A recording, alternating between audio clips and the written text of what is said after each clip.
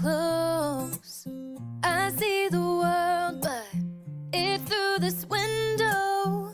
Another side to see, I'm ready to know. Not every story's written on a sleeve.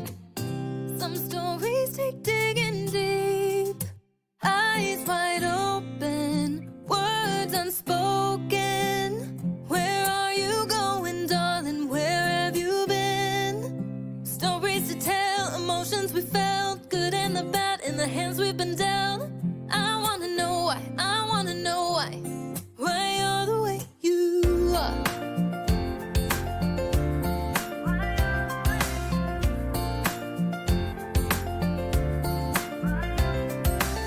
He's from the city, she's from the south.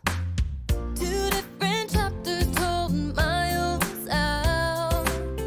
Their back row living in his White House. So many stories that I need to know.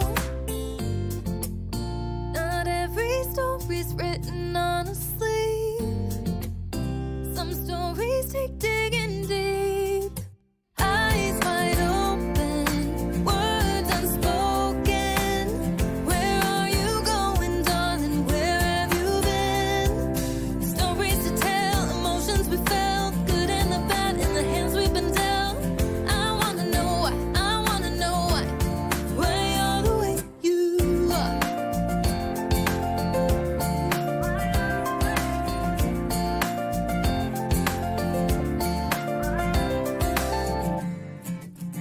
So many stories right in front of me.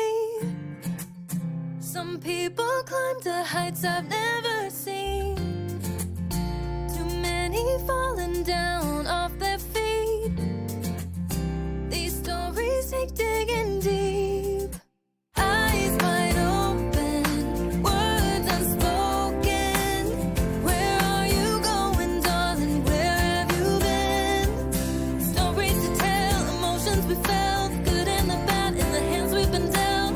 I wanna know why, I wanna know why you're the way you are.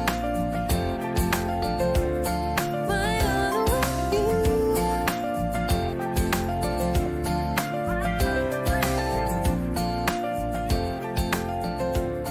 Why you're the way you are.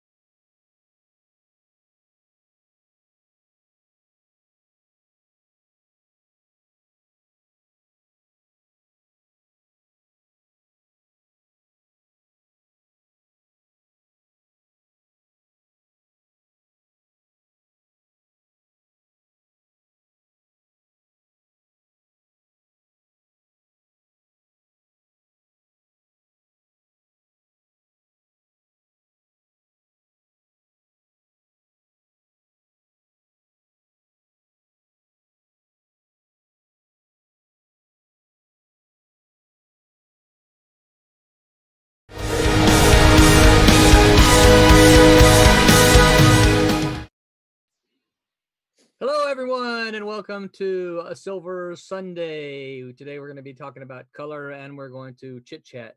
And I will apologize for the group beforehand because I really haven't prepped them for anything. So this is all going to be. I'm throwing all this stuff at them completely. They're gonna go, "What? Can you ask that question again? I didn't get it." So totally my fault because I didn't prep them all. But we're gonna have some fun anyway because we're gonna be talking comics, and that's what it's all about. So we're gonna do like we do every week, right? I'm gonna introduce the murderer's roll. We're gonna go through here and get everybody introduced so you know who we are, and then we'll talk about some stuff before we dive in. I am Roland. I'm kind of the chief wrangler here.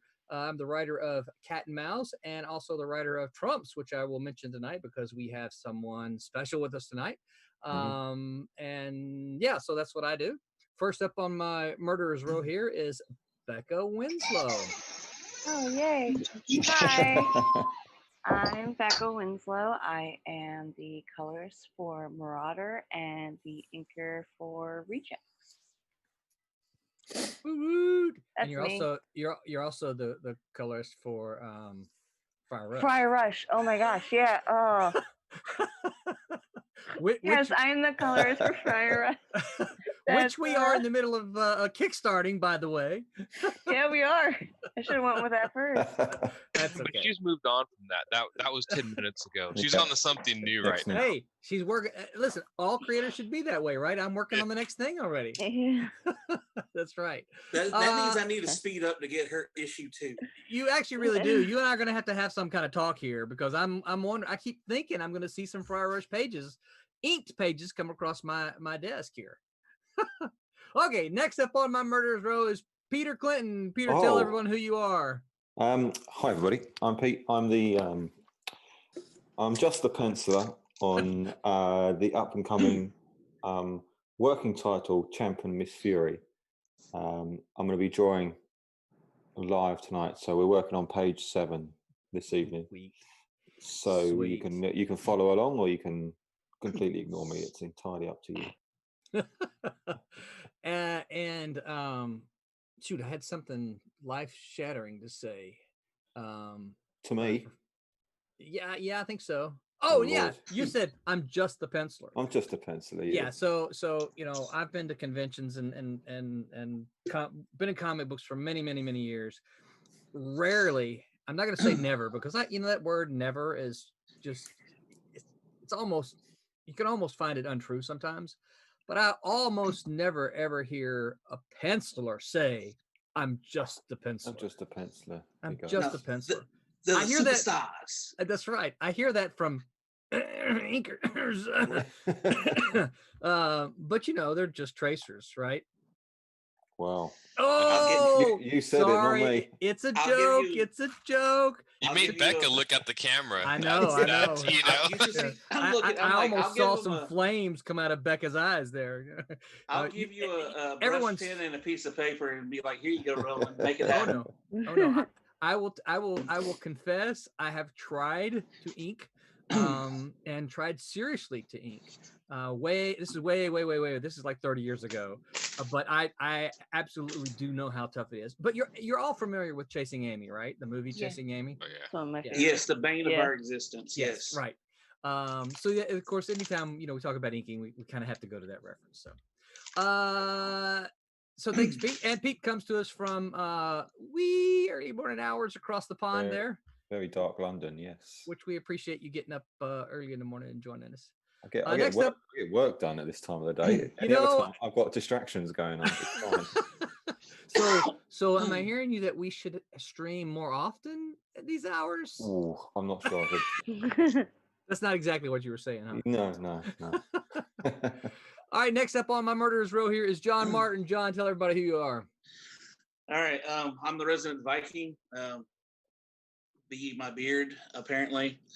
I'm the inker. I'm just the inker. Just the inker. For Fire Rush. Just the inker. And there's some rumor that I did some cover art or something like that. But for Fire Rush, and I'm just a lover of comics. Did you trace the cover art like you traced everything else? And that's when Aaron left the company. Bye. No, I said there's a rumor I did some cover art. I mean, I may not have done any. Yeah.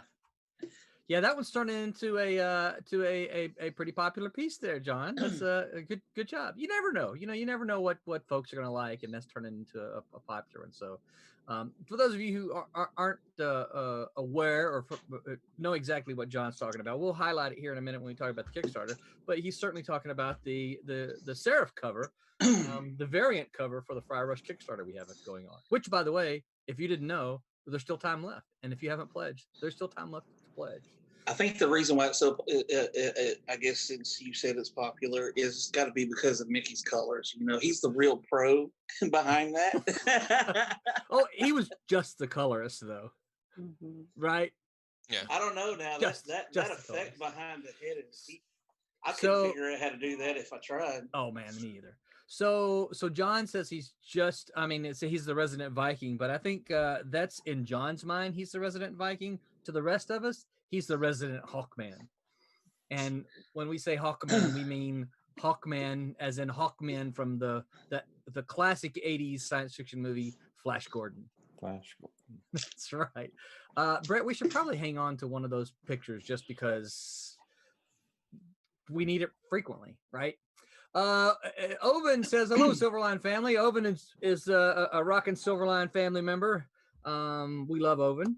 I know Oven is itching like me to get back into shows. Oven, I'm actually going to do the Leesburg show here in a couple of weeks. I'll have to get the date for you exactly, but it's in that mall. I'm not sure exactly how they're going to pull it off, but it's still planned.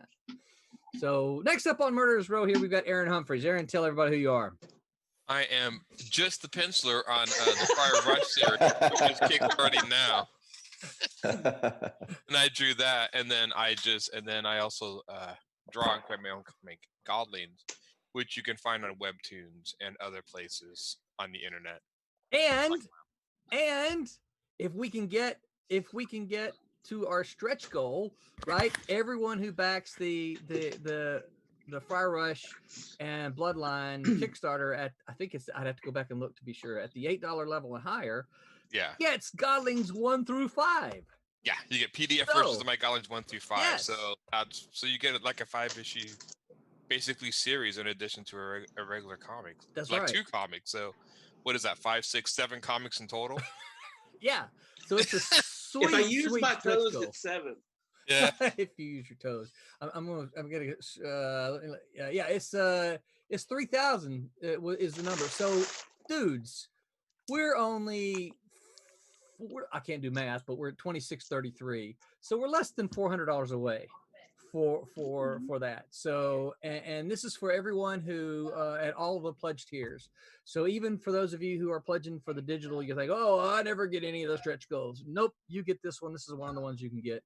But we're chasing rabbits because we haven't finished going through yet.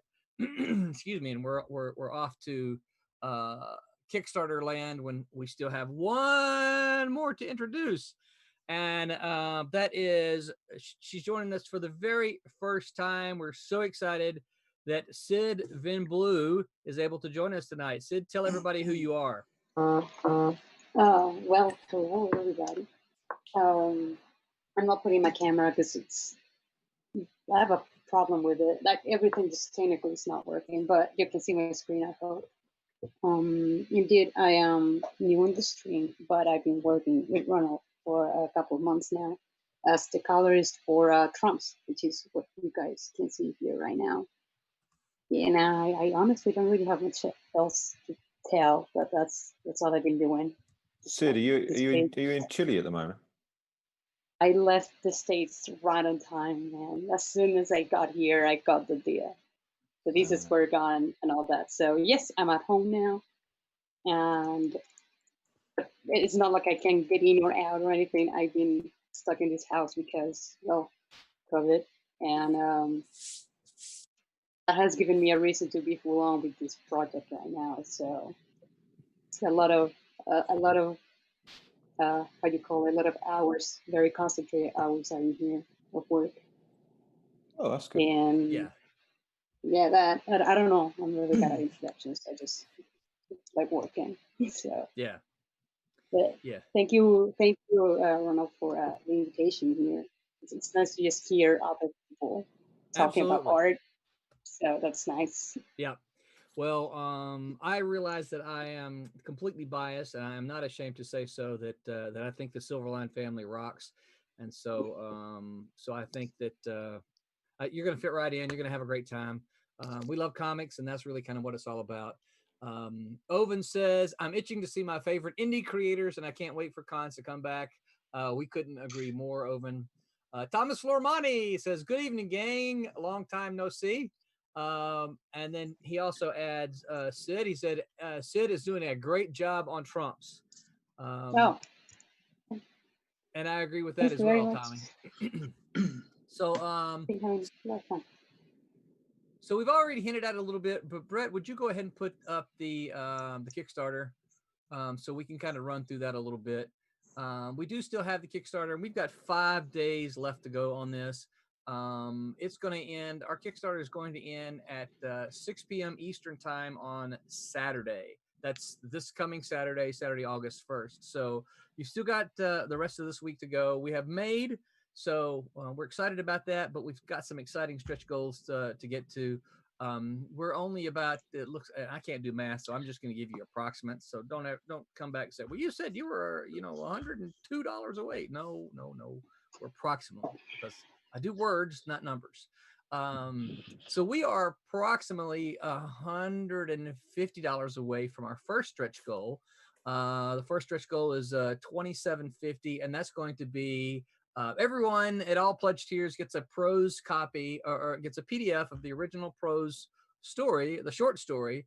Does the Bloodline Run on Time? And that's the original short story in which the comic, the one shot, was based on. And it's written by, co-written by Sidney Williams and Robert Pettit.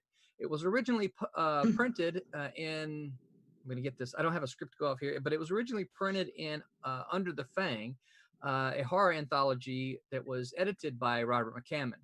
And for those of you who are big horror fans, you probably recognize that name. The next stretch goal that you heard us mention was $3,000. And if we can get to that, or I should say, when we get to that, then everybody at all the pledge tiers gets PDF copies of Aaron's Godlings 1 through 5. Aaron, you're currently working on number 8. Is that correct? Yes, and I literally am on the very last page, and then I had client work come in, and I was like, so you're really close to finishing number 8. I'm literally like, give me like another week and I'd be done. And so it's getting there. It's yes, I am working on it. And ultimately, this is going to be a 12-issue series, right? Mm-hmm. Yeah. And that's done. There's no sequels to it. So if we can get to 3,000 for Friar Russian Bloodline, they're going to get almost half of your entire Godling story. Yes. So that's a sweet, sweet deal in and of itself. So you guys share it, push it, share it to your friends. Let them know that on top of the Friar Rush and the Bloodline stuff that you're going to get, you can get this sweet 5 issues of Godlings. The next one is another digital. You see, we've been really good to all the digital folks up front, and that's at $32.50. We're going to do a digital sketchbook.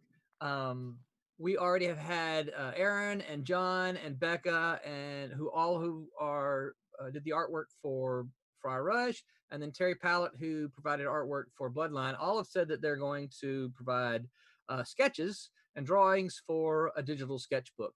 Now, probably because we have some pals, we'll probably reach out to our pals and ask them if they want to contribute something so that we can make it a fun, not that their art's not fun, but so we can just, more the better, right? And so we'll probably do that and see whoever we can get to contribute, but we don't put any promises down for those. Those will be surprise names. Then if we can reach the 3,500 mark, we're going to get bookmarks, and images of the bookmarks are on the, I'm not actually watching the stream, Brett, so I don't know what you're showing, but hopefully you're showing the big blue bar over on the left-hand side. And you can see there's 3,500 to get the bookmark, and you can see it's a 2-sided thing, a little bit like,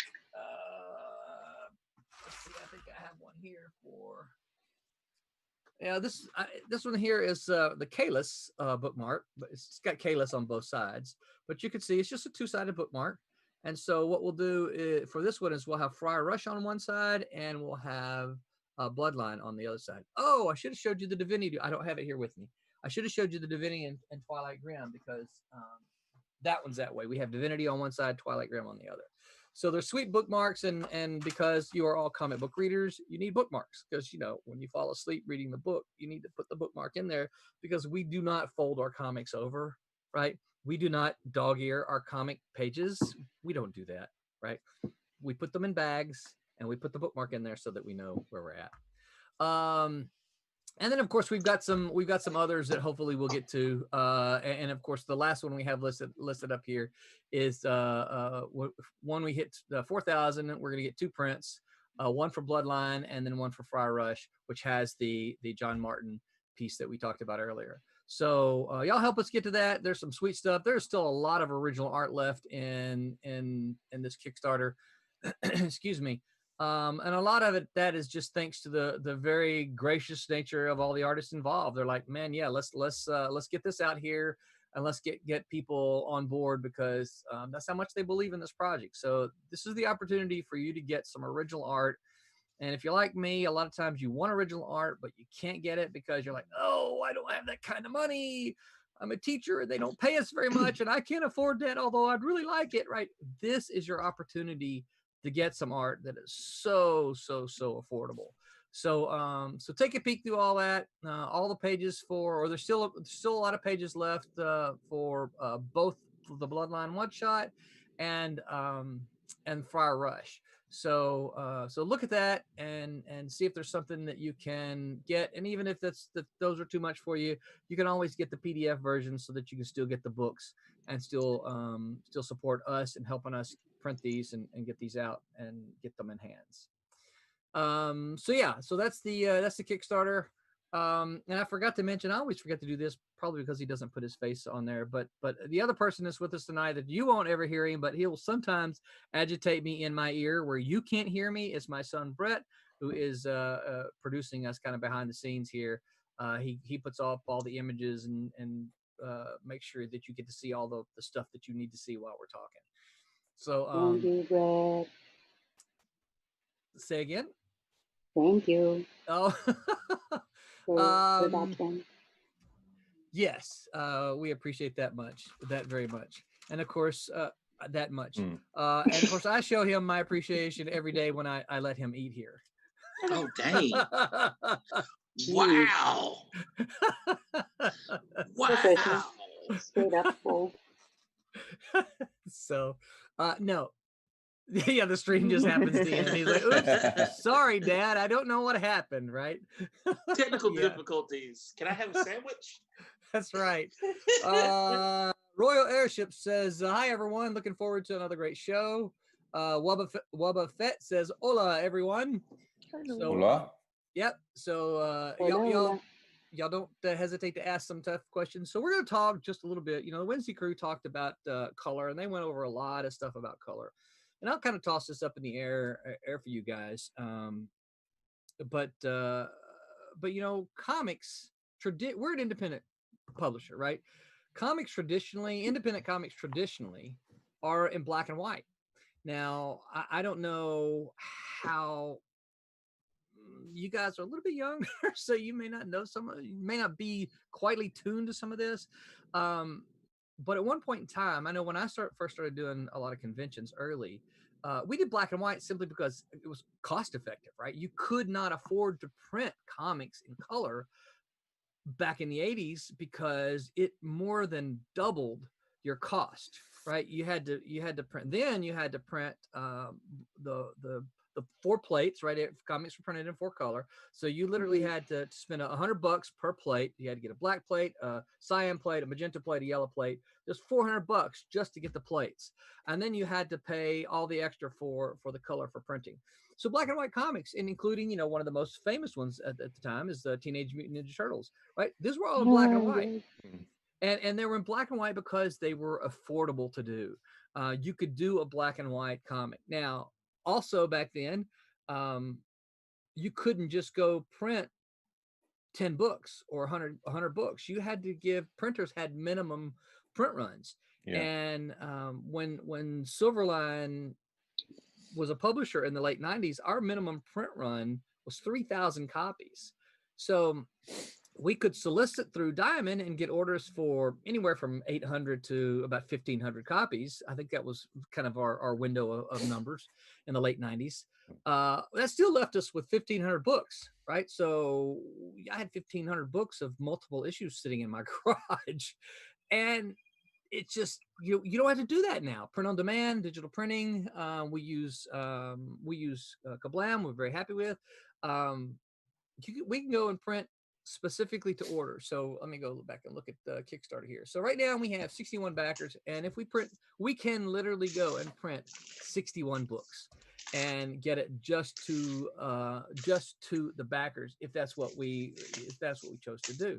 Now hopefully we'll be able to print some more, but this is something new. But I say all that to kind of set you up to the perspective of black and white comics. When I sat there, I would see people come along and they would look at your comic and then they would open up and see that it's in black and white and they would go, oh, Yeah. this is in black and white. I don't read black and white comics. I want to read color comics. And then they would move on. What do you guys think? What do you guys think about that? I think color. If you're just a fan of comics, you just like comics. You're attracted to the color. I personally, being an artist, I like the black and white stuff because it strips it all out and you just see the bare art. The line works. It's just the line work because that's what I do. So that's what I'm interested in. But for just general fan, they always attract color. Always trumps just black and white. People are attracted to color; they see it better. So, and I think color works. I think you can do color different ways. Mike Godwin does color differently than other comics, and that was very intentional. But I prefer black and white comics. I mean, I think it was like, I even find it entertaining that DC of all companies has been doing I think it's the Batman Noir series where they strip all the color from famous Bat stories and show the black and white. And to me, they look 100 times better. When they strip the color, you can see these. But I mean, it's weird that considering black and white comics are still not in vogue, that companies would offer colored comics in black and white. I thought that was interesting. But I would always enjoy black and white more than color. Always have. But I grew up on black and white comics. Yeah. So adding color was like, what's this color stuff?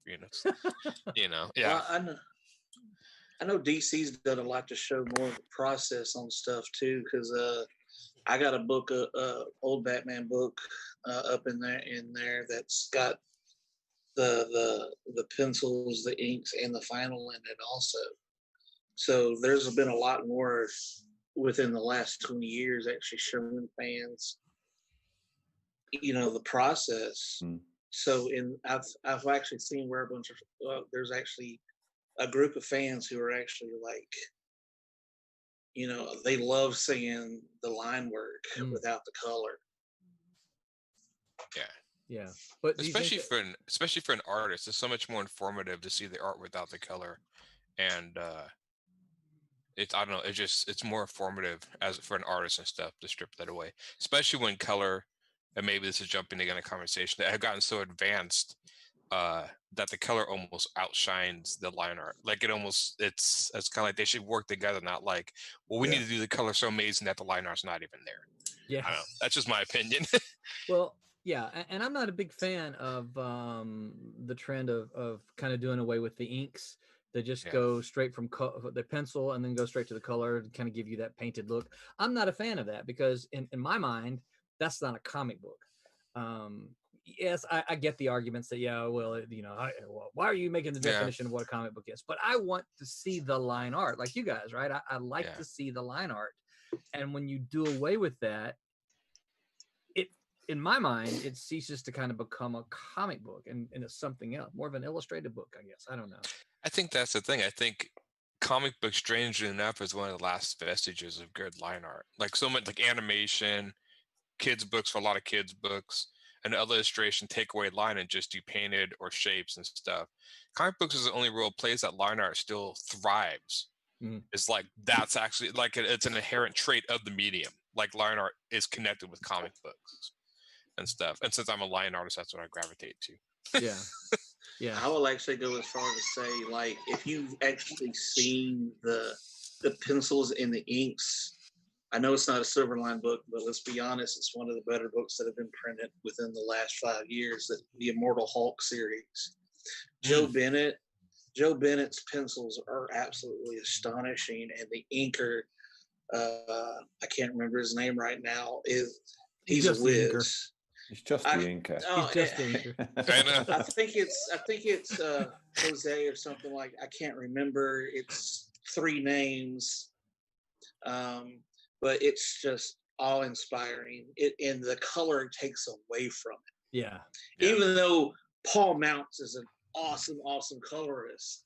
Paul Mouse. Yep. Colored some early Cat and Mouse issues. Oh man, but it just, I feel like it takes away from how amazing the line work is in that book. Yeah. I do kind of feel bad for Sid right now because we're kind of talking how much we like black and white and we're not like color. And color's like, Sid's like, you know what? Fine. I'm not going to color anymore in your stream. I'm just going to go home. He's over. I don't want to work like this now. There you go. There you go. She's going to back it up. Color is overrated. Well, I have a say about it too. I guess it all depends on how you started reading comics, because my first comic book was a manga from my sister, and that's black and white, and it's been black and white since forever. And then my favorite comic book that I would collect without like even thinking, it was Usagi Yojimbo by Stan Sakai, and he's always been working black and white too. So seeing color stuff for me was just like American comic book and graphic novels. Which I gotta say that graphic novels, sometimes they have a way more artistic sense of more than just line art. So you can see graphic novels where they want to show off their coloring. And I think that's right. So I guess it depends really on what you want to see, because I've seen very beautiful made, like Sergio Topic's books with these watercolors and stuff, but also like that, because you want to see that. You want to see that color. Yeah. But I agree that I've seen as well a lot of very good artwork from some more comic book issues and such as that. You can tell the line art was great, but the coloring is just some gradient on top of it. It's like, it's like you're really making things so plastic. Yeah. So it's not easy to find colorists now. I've been finding a lot of very good colorists lately, here and there, but sometimes if you just go with the easy way for coloring, you need to take the best out of it, not just these guys who put some bits and or GPs on the line where I feel you need to make it, like show up. Yeah. Whatever you say, I still want coloured comic books. They've got to be in colour. Yeah. I'll get the black and white special editions where they release it. Like, oh yeah, that's really cool. I want to see that artist black and white. But because you want to see Commandy in black and white. Yeah, I do. Yeah, exactly. Yeah. Right. So that's great for that sort of stuff. But from going to the shop every week or every month, I want my comics in colour. Is it really? See, I've always been the opposite, And there's been a few comics. Usagi Yojimbo, they've actually had some colored got the issues. individuals as well. Look at those. Yeah, they just started coloring them not long ago. And they don't sit right with me. I don't know. I look at them and I'm just. It feels strange. It does. But also I feel like, what if somebody goes like a lot with their coloring too? Because the line work is, compared to other line work, it's kind of simple looking. So what do you do with coloring that? They were always meant to be black and white, and now you add color. So it's uncanny, but I don't hate it yet. No, Bone did that too. Bone. They recolored it, and now it's really hard to find a black and white version of Bone. Its original print. Yeah, I actually got one of these hardback books of Bone. They only printed like a few years ago in black and white. But even now, I look at the color, and the color is good. I mean, it's not bad, but it's almost like they just kind of stripped away the option to even get it in black and white anymore. It's just always in color now. I bet you the color copy sells a lot more than black and white though. I don't know. He made his fortune well before he colored that. That's right. People coming along now, kids coming along now, see Bone and see it color, think, yeah, cool, I'll get that. I think the kids or the younger people, new generation, was like, yeah, cool, it's color. I want to read it in color. I would almost say reading Bone. I would almost argue that I think the color was just because I think he went with Scholastic and they forced it. But that guy was doing good in black and white. I mean, there was So hold on, like time out. we gotta define what we mean by doing good. Well, Okay. that's yeah. because Jeff Smith was doing Bone in black and white, Yeah. and I was buying the individual books, right, the comics, before, you know, I'm not gonna say before anyone knew it, because actually someone told me to go get it, and it was Yeah. someone, you know, it was someone I trusted. He said, hey, you need to go check out this book, and I did, and it was still a relatively unknown comic, but what happened is, and so when you say he's doing fine, I'm not sure. I mean, if he was really doing that fine, why did he go to Scholastic? I think You can Scholastic always- picked him you up. can He always was do better. Yeah, Okay, he was yeah. doing Always do better. independent for years. I remember when I saw Yeah. him at a convention in the middle of doing Bone. I went to San Diego and saw him, and he was part of this troupe of like the lady who did Scary Godmother, and I can't think of her name right now. Usagi Ojimbo, but he was part of this company. They had this huge booth, and he had a lot of people there. I mean, there was a line. I mean, it was, you could tell from his presence there, like no one. I mean, obviously people knew who he was. So within the comics community, I guess he was doing well. Well, and I think that's actually a very real thing, because I think there are artists within the comics community that the comics community says, wow, look at this artist. But then the people outside of the community are kind of like, meh, you know, meh. I don't know. I'd be it's curious. a comic. I mean, that is an argument to say, especially for the kids' comics, like, or do comics not really make it until they're picked up by a major publisher like Scholastic or something that does something beyond comics? Now, I think it has to do with visibility, and this is probably a whole another video, that we can talk about, because you know that's part of the problem that comics as an industry has in general, and this is why you see publishers doing, you know, graphic novels and try to get into the now gone bookstores and et cetera, et cetera. Yeah. You know, so I think it's one of visibility, and it's kind of like Pete said earlier, it's like, you know, you can do good, but there's always better. So Wubba says black and white is the best, but you got some good tones and just knocks it out of the park. Which I agree. I think that I think color, like inking, right, should always add to and not subtract, right? And a good inker is going to come in and add to what the penciler gives them, right? They're going to enhance it. And then a colorist is going to do the same thing. They're going to take what's there and they're going to enhance it. And I think that's how you get a complete package, is that it all works togetger. Boy, they're going to have their work cut out with my artwork. They're looking at it like, no ink's going to save this. No. You, I think you've got a good line. Does that mean I stop now, Aaron? Do I I'm sorry. I didn't mean to waste so much of your time. We're just going to skip the inks and go straight to color, right? Yeah. Yeah. Tommy said Bone looks so good in black and white. Yeah. And I think we all agree. Do you think I'm sorry. I was going to say, do you think it's worth it for them in black and white, the people that offer two versions? Like if a book is in black and white, to offer two versions of it? Well, it's funny that you say that there, Aaron, because you know that's one of the things that we do. Right? Exactly. And I say my answer is yes, because I think there are enough people out there who and we have fun with it, call it our retro edition, and put the old Silverline logo along the bottom, you know, the way we did it in the late 90s. So we have some fun with it, but I do think that there's enough people out there who like the aspect of independent comics from the 80s, that it's in that's in black and white, and they like to see that line work. I don't know that if we did that exclusively, that would work for us. Right. But I think that there are enough people out there who do still appreciate line work. And I say that beyond this group here, beyond artists. We know artists like that. But I think there are enough fans out there who can appreciate the line work that they're worth doing for us, you know. Yeah. Certainly, our response has been good on the Kickstarters to the retro versions. I don't know that. Again, I don't know that if we didn't do them, if that didn't mean that we wouldn't do as well. But the feedback that I've gotten is that the people have enjoyed the retro the versions of them. Right. So. I don't know if that's the answer. I don't know. It was just kind of a thought. I mean, it definitely is something that. How much benefit would you get out of it? Like, say you printed like 1,000 run and printed half in Yeah. black, white, half in color. Would it?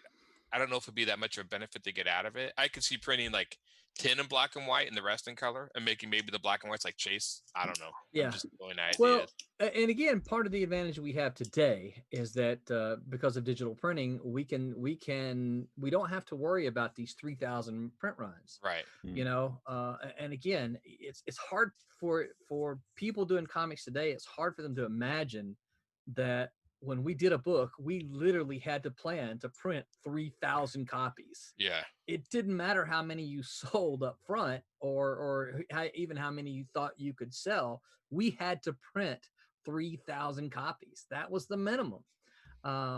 So, you know, this is why you're always crossing your fingers, please diamond, order more. Right. You know, you always hope that Diamond would order enough to pay for your print run. Didn't always happen, but that's what you, as an independent, you know, publisher, that's what you wanted. And then if you could sell anything else, it was chump change, but it was at least it wasn't, you weren't trying to make that bottom line still. Yeah. Yeah, Tommy says, I'll leak something completely different, totally different if I know it's going to be printed in black and white. So if he knows something's going to be in black and white as opposed to color, he's going to ink it differently. That makes sense. Yeah. I see Becca nodding her head. So I'm going to make, because I'm not an inker, I'm going to make a guess, and you guys confirm this is what you're talking about, is that if you know it's going to be a color book, you're going to leave a lot of open spaces. But if it's going to be in black and white, then you're going to fill some of that with cross hatching and shading and stuff like that. Is that right? Yeah. Yeah. It's screen tone. Yeah, that's what I think about. They use screen tone too. I use that a lot. I mean, there's definitely. I'm sorry, I didn't mean to interrupt you, Sid. Go ahead. What? Okay. I thought I interrupted her. No, please go ahead. I was on. Yeah. Oh no, because I do know that even when I draw some, if I know it's going to be in black and white, I will do more cross hatching and shading. And then I actually do draw differently if I know it's going to be colored. If I'm going to color it, I would draw it differently to make room for the color. Because there's certain inkers that, I mean, like, I'm always a big fan of Mark Schultz, and he's colored his stuff, but that's obviously that artwork is not drawn for color. That is drawn to and be dinosaurs, rendered. right? Yeah, that's drawn to be rendered in black and white. Same thing with like the guy who did Frankenstein. Seriously, I'm forgetting his name. Bernie Wrightson? Oh, Bernie Wrightson. I mean, his stuff is drawn to be black and white. I mean, you can see that's not made to be color. So I can think you can see intentionality in people's line art and how they approach it. Yeah. Well, and I know that you know, I mean, Becca may be seeing some of this when she colors Marauder, but I know that there were a lot of things that we did to the like those, like using, you know, heavy chunks of zip tones in the backgrounds, and there are things that we did like that because we knew the book was going to be in black and white, and so rather than leave that area open, we fill it with zip, and you know. Now, if you go to, as Becca's doing with Marauder, if you go to color it, then there's these big chunks that you're like, well, why is there this big pattern here when you can just, you know, delete it? Yeah. So that, so Wubba Fett says, just opinion, but for me, the perfect marriage of color and line work was Steve Olaf on Spawn during the Capullo era. Yeah, he did a really good job with that stuff. Yeah. The other person I think really does a good job with color, but maybe the guy when they do Mike Mignola's Hellboy. Even though the color's flat with no rendering, there's something. There's his line art and the color seem to marry. Like you kind of see them both working on each other to create some of those images. At least I feel that way. Yeah, I'm a big fan of Laura Martin on Walt Simonson. Oh, yes, yeah. Of course, I'm a huge Walt Simonson fan, so. But I think that she does a fantastic job on his work. So Royal Airships says he asked the Winslow crowd this, and he got some good answers. But has anyone seen an entirely monochromatic comic, not black and white, but maybe 30 Shades of Blue? is it feasible, and would it be easier to color or more of a pain? Um, Oh God. It I would can answer be. that. Yeah, go ahead, Sid. There's kind of, you mind me showing more pages? No, go ahead. Okay, because I remember doing 4 page 4, I think it was, Mm, and there's this scene here where you can see the characters looking through lenses, like a scope. yes. Oh, I think this is the end on my file. Hold on, this is not the actual file. Renders, and that's page 4. And spoiler alert, this is page 4. And you Yeah. see this character that's looking through the scopes here, where like the enemy is, and I made this like looking through with the green layer. But thing is that I didn't making monochromatic things may be a little tough, so I didn't like stress myself out about it. So let me show you what I did, and I think it's at least because it's digital, I could do it. But I made a grayscale here Mm-hmm. actually, and that helped a lot. Let me see if I can get rid of like everything. Of course, the texture is there too.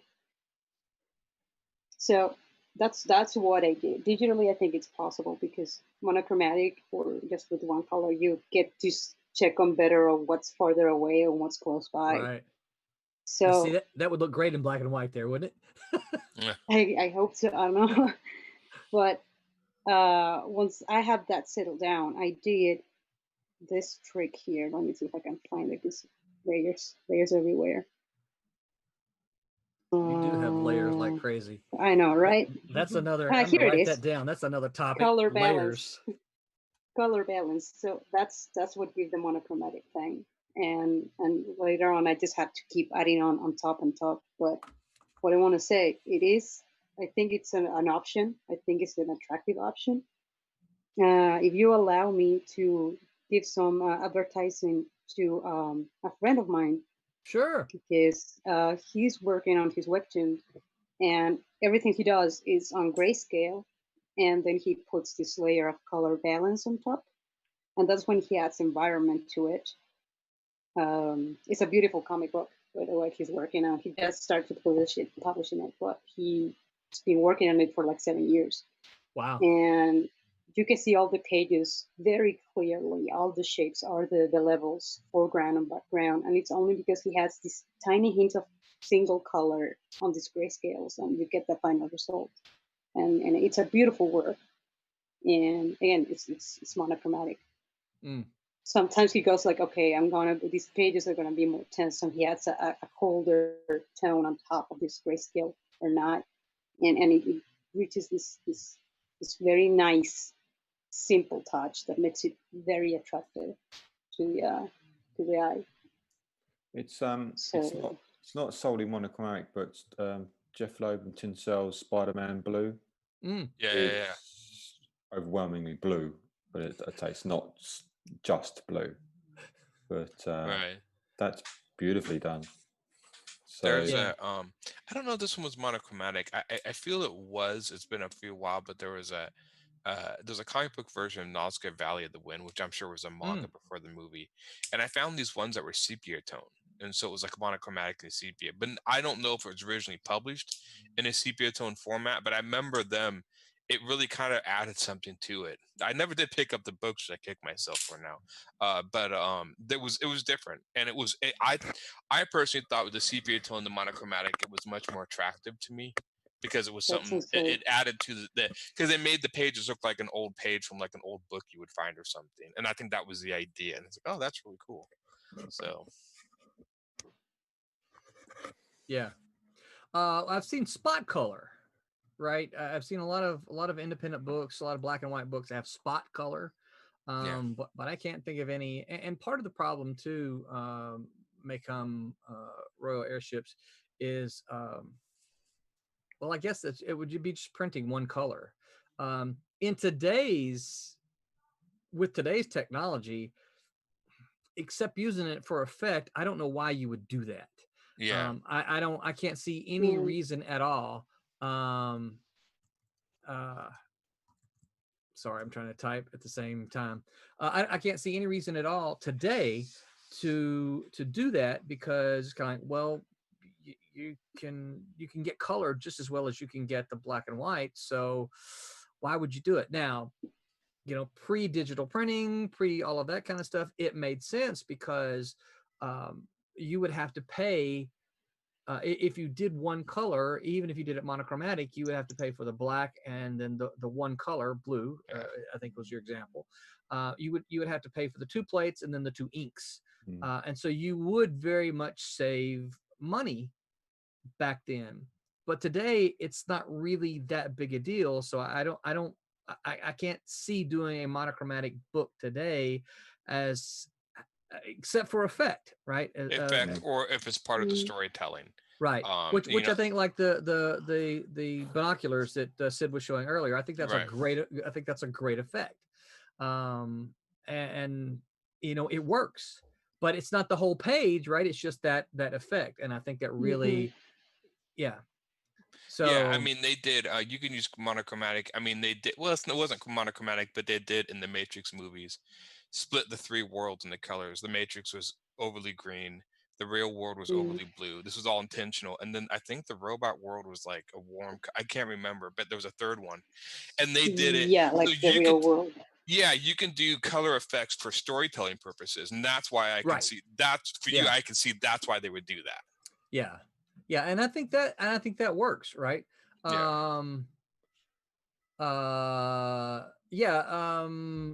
Dotson said Sin City had spot color.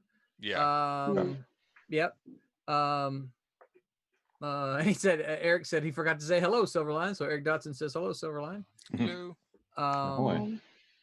Yeah, I'm trying to think of other. I know I've seen it. The spot color. I can't really think of any monochromatic right out off the top of my head now. So Sid showed kind of what she's done. Now I have seen colorists to turn something into both grayscale or a monochromatic. I have seen a colorist color something regular, right? Let's just color it all out using all the colors of what is it that Pocahontas said, all the colors of the wind. What?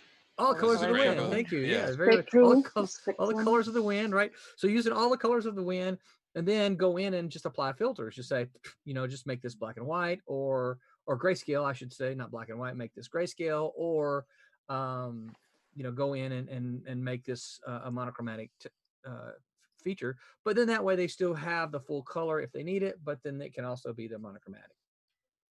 Yeah, I have seen that. But so I don't know. Royal Airships, did we kind of answer your question? Hopefully. I have seen, you know, it's funny. I will add to that one question. Just a thought popped, and I have seen a lot of comics lately use monochromatic tones to separate background, middle ground, and foreground. Like the background is monochromatic blue, and then color. So I've seen them use that, but it would be like 3 different monochromatic schemes to separate those, and that seems to be a popular thing in a lot of comics today that I've seen.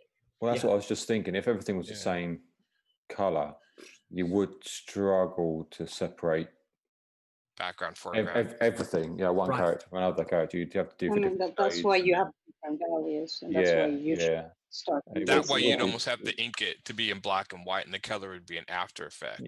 Yeah. Kind of, especially because you want to make sure the values are properly there. Yeah. You know, if you have a limited palette and they only want you to use warm colors, you'd be like, okay, I need to make this work out. You don't want to be just flat. Yeah. So I kind of want to go back to, I want to backtrack just a little bit and let's talk about, because one of the things, you know, a couple of you talked about was manga, and, you know, manga really wasn't available when I was a kid. It wasn't until I wasn't even aware of manga until I was probably almost out of college. But so why do you think, all right, let's kind of talk about this a little bit. So why is it that fans are willing to accept manga in black and white, but not willing to accept, Western comics in black and white. Because there's I mean, Yeah. yeah, they're different things, but I mean, I would dare again, to say it's a cultural thing, because I never saw manga in color before. So they tell me this is made in Japan, so it was like a standard for me, kind of a thing. Strangely So enough. Oh, go ahead. more Sorry. or less like thinking they had no colors in that country. Like I pretty much like assume that's the standard and Japan is that's black it. and white. Yeah, I was a baby, so that's what I thought, and I never questioned it because it works by itself. They always had used screen tones and stuff, so I just took it.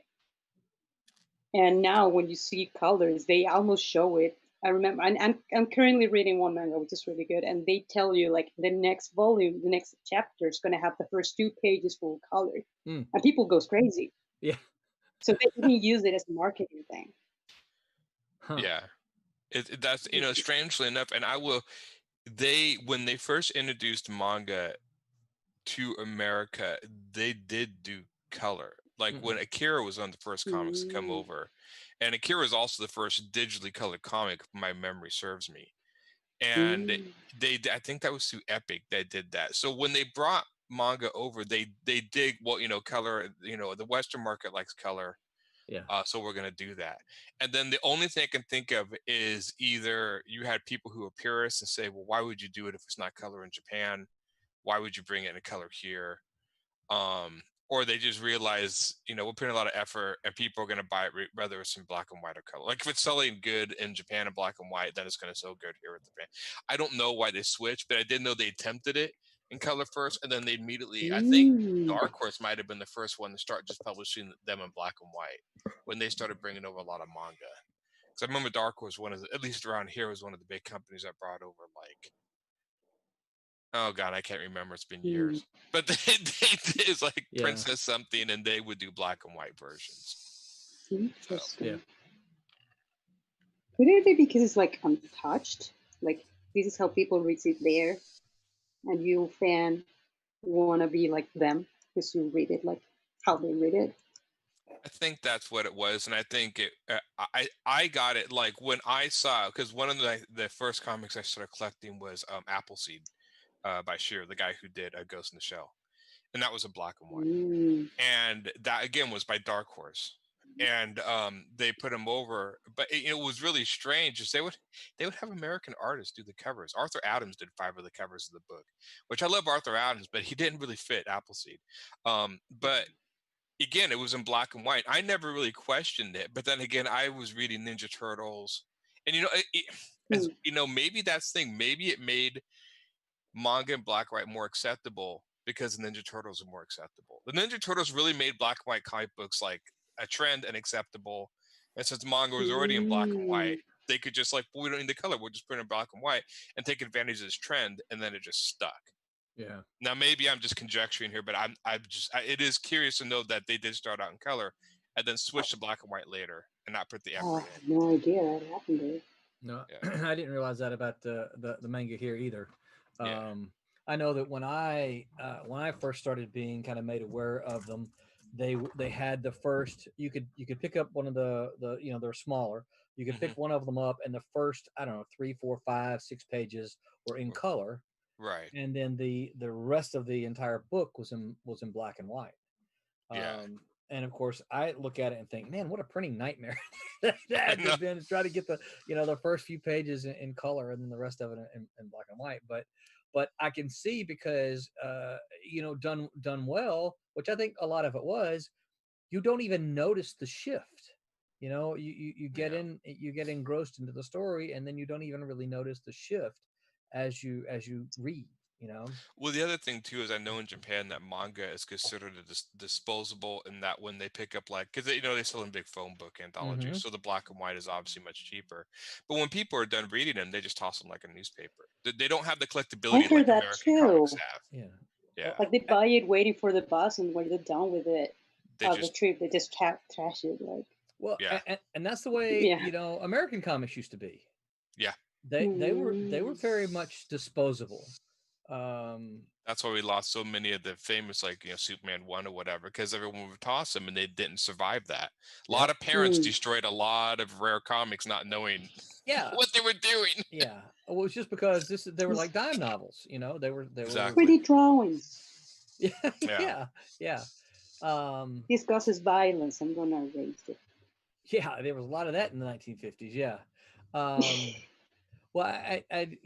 that's one thing that kind of always, and I don't know that I have the answer, but it's certainly one thing that I often think about is I don't understand as a fan myself of black and white art and black and white comics. I don't understand why, American audiences aren't as accepting of that.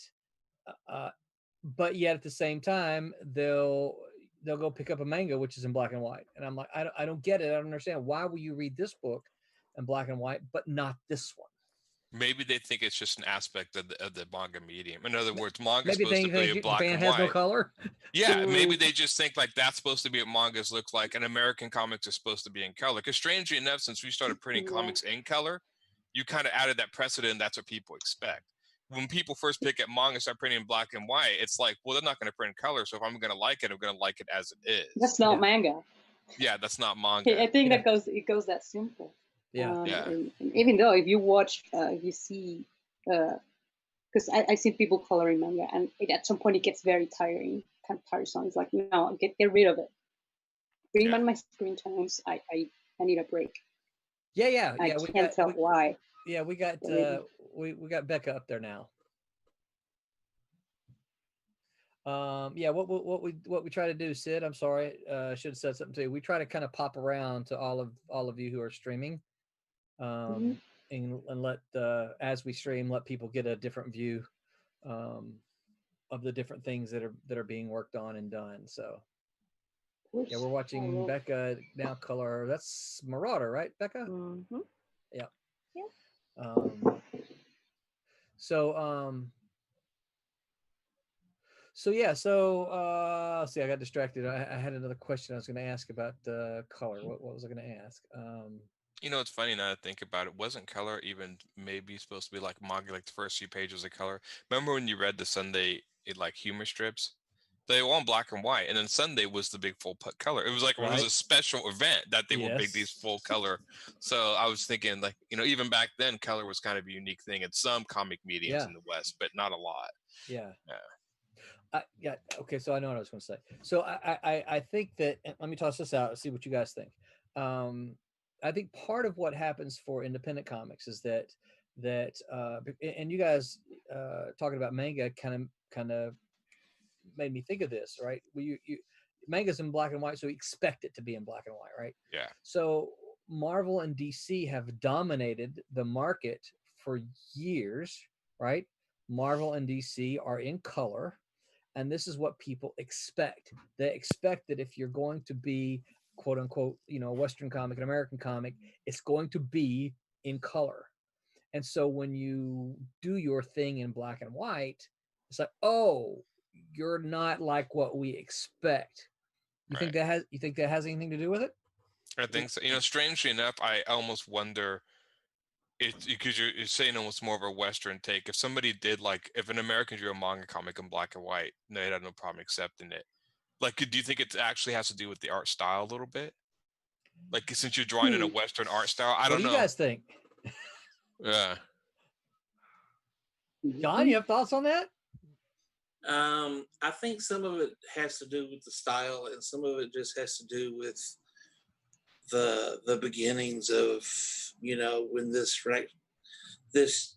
started turning the way it did, because you think of comics before Marvel and DC really started having their the silvers and golden ages. Beforehand, they weren't really they didn't get as big until further down the line when color really got introduced. Yeah. It comes down to business, doesn't it? If your competitor's doing something in color, god damn, I've got to do something in color, otherwise they're going to outsell me. So as soon as one of them does it, you've all got to do it to keep up. Yeah. Yeah. It's really got to be what's color catches the eye. Black and white doesn't. Yeah. Well, When that's you've why got 100 I think books in that's front of you, you need you got to catch the eye. It's yeah. the same with novels as well. No, isn't it's it? almost Cover. interesting to think, like, because I mean, one of my favorite black and white comics is Ninja Turtles, but it was intentionally was Sin City, which I think somebody mentioned in the stuff. But you know, Sin City, like, let's say Sin City was Frank Miller's first comic, would it have been as big? No. Well, I was just thinking No. that. Yeah. Yeah, but the fact that was when he came out, he was already a household name, so he shot to the top. But he also did a very smart use of black and white. The way he did it, he really played on the negative and positive space in his artwork and the pages, which made it very unique. So yeah, and I think the color is what yells out to you, which is why you still see, I think, color on a black and white comic. You still got a color. Well, for most black and white comics, you still have a color cover. Yeah. So that pops out at you. Then you look at it, and the interiors are all in black and white. strangely enough, just out of curiosity, when you guys are in a comic shop, have you guys ever had a black and white cover with maybe a spot color jump out at you because it's in a sea of completely colored covers? Yes. And that's very and I usually that's very stark and sometimes very attractive. Like, I'll pick up a book because the cover is it's basically going against the trend. It's like, look at me, I'm in black and white, not color. But reminds me of the Nick Fury cover. Oh, Who did that one? The Steranko one. That one? Yeah. That one. Yeah. That was his, Jim Lee did some Dead Blow books that were black and white on the cover, and it just had like a little bit of red on it. yeah. So yeah, those jump. But I mean, it's strangely enough though. But if you picked up that comic, the black and white cover, would you be disappointed if the book was in black and white too? I mean, would you pick it up expecting it in color? I guess that's the argument. It's I think there was a few issues of Death Blow that actually were in, like, I guess you'd say black and gray. Yeah, they did. He added spot colors. Yeah. And he was really taking inspiration actually from Sin City when he did Death Blow, which I thought was really cool because it was Jim Lee's version of like the Sin City coloring idea. You could tell he was playing around with the idea. Mm-hmm. So. Yep. Yeah. So go ahead. I don't know. I was just thinking because when you asked, I don't know. I wasn't looking up, but somebody asked, like, would you feel disappointed if the book wasn't in black and white too? And I was thinking, I think I would feel more disappointed if I see a cover that's like in color, and suddenly, with the most beautiful colors, suddenly see grayscale. I don't know if I would feel disappointed, but I would understand it. But if I see a full colored, like a black and white cover, and then it's full colored inside, I would be wondering so many things, like why? Yeah. That's clever, but why? It would make me question a lot, and probably I would talk more about that than this story itself. Yeah. I think, and you talk about the cover that just had the spot color jump out at you, and you're talking about in a sea of color, and I think that's that is the job of a cover, right? Is to stand out to a potential reader and say, pick me up, right? Grab me off the shelf and pick me up and look at me. And I think my problem with most Marvel and DC comics today is so much of the computer coloring is muddy. It's there's not a lot of you don't see a lot of contrast in it. You don't see, it just kind of muddies the image. And so we could talk about whether it's better or not. But if you look at for me, I think of classic 70s stuff, right? If you look at the classic 70s stuff, yes, there was a lot of primary colors. Yes, there were, but there was also a lot of things that caused these covers to pop, right? You could walk there and then, ooh, this color popped out at you, right? The art caused a lot of it, but then the colors on top of the art did it as well. But when you walk by a big rack of Marvel and DC comics, and they're all just kind of a muddy mishmash of color, nothing really stands out. Maybe the Yeah. logo stands out more than the artwork, right? And you're like, I want to see something pop out at me, right? Yeah. Well, It's you strange. also. Oh, go ahead, John. I was just going to say, also in those older comics, the cover also told a story pertaining to the book too, as well, which is something that you don't see as much of nowadays. Yeah, I agree with John on that. That's the one thing I see so many covers trying to be a unique image, and then the image doesn't really represent too much of the actual storyline. And that's something in my comic I personally got to, that the cover of my comics, my Goblins, represent one of the main scenes in the book. Yeah. But yeah, it seems almost, and I'd almost say, strange enough, regardless of colors, I think some covers try to shock. I've seen a lot, especially Image. There's a lot of I think there was sex criminals. They would always do some sexy cover. I mean, there were certain but there were certain things that were kind of made you to stop to go like this sort of shock value than color. But it was that went with the book too. The whole theme of the book. Yeah, that did in that one. It's funny. There's certain artists too that work better with primary colors. I mean, even think I know you're talking about using primary colors. I've been reading a lot of George Perez's Wonder Woman lately, and I was just thinking about. I couldn't imagine George Perez's art in the color style of today, and maybe that's just because it's so mentally matched with the old coloring style that I don't know if it would work. I mean, I don't know if that would work. Well, but he's one artist, so I don't know. Yeah, well, and I think part of it, he drew knowing what he was going to get. I mean, when you kind of, and this is the advantage of knowing kind of what your team is going to be, right? One disadvantage I think a penciler has is when they're penciling and well, I don't know who's going to ink this, and so I'm not really sure what do I need to do or what do I not need to do, right? What shortcuts can I take? And what shortcuts can I not afford to take because I don't know how the inker is going to handle this. I think George, fully knew what he was going to get there. Eric Dotson says he agrees with John about the covers. So, yeah. Yeah. It does seem like, I will admit to you that when I used to go look at the comic rack when I was younger, before digital coloring, I do remember more covers standing out. And that could be what John said about being story ideas, Batman's about to get killed by the Joker or something. This is an action scene. But it is interesting. I go in the comic shops today. The colors seem to kind of, it's going to sound weird, they almost seem to have the same tone. Yeah. Not a bright tone, but more of a darker mid tone, and they all just kind of blend in. Well, and maybe that's kind of what I was getting, using wrong terminology. Maybe that's kind of what I was getting at when I was they're all kind of muddy. Yeah. As if they're all kind of, you look at it as like a wash of, nothing pops. Yeah. There aren't very many, for some reason, and I don't know if the movies started it, but for some reason there seems to be this fear now of primary colors.